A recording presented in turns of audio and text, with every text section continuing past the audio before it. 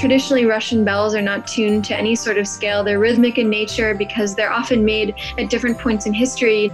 A monastery might be able to afford to cast a bell once every 50 years, once every 100 years. And so all of the bells are different and don't necessarily form part of a cohesive set.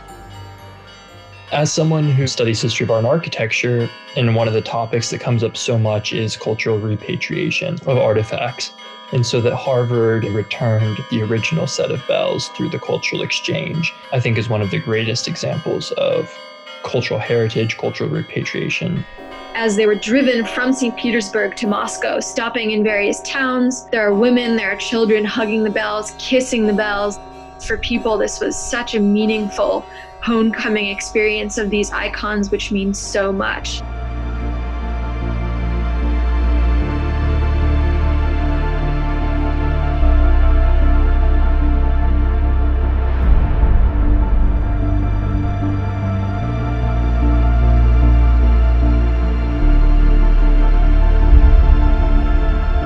The training process to become an official member of the Lowell House Society of Russian Bell Ringers has been that all of the bell ringers need to come to Sunday ringings every week for the entire winter semester.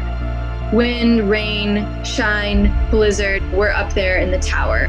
I think our training process is unique in that it really centers dedication, commitment to the group, and love for the culture and preservation of the bells.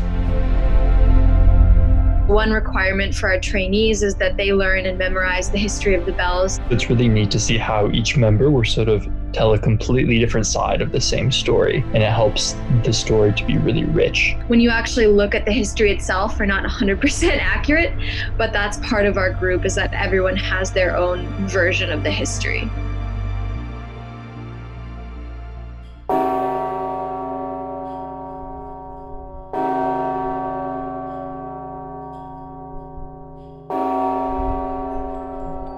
At the end of the ringing, after we've done the 3 tolls to ring out, as we say, we all go and we touch Mother Earth, which is the largest bell. And it's kind of bizarre when you're saying it out loud, but when you go and you actually feel the vibrations, it creates this really beautiful connection between the entire group who's sort of surrounded the circumference of the bell. The bell tower is so much more than just music. It really is probably the most unique community space on campus.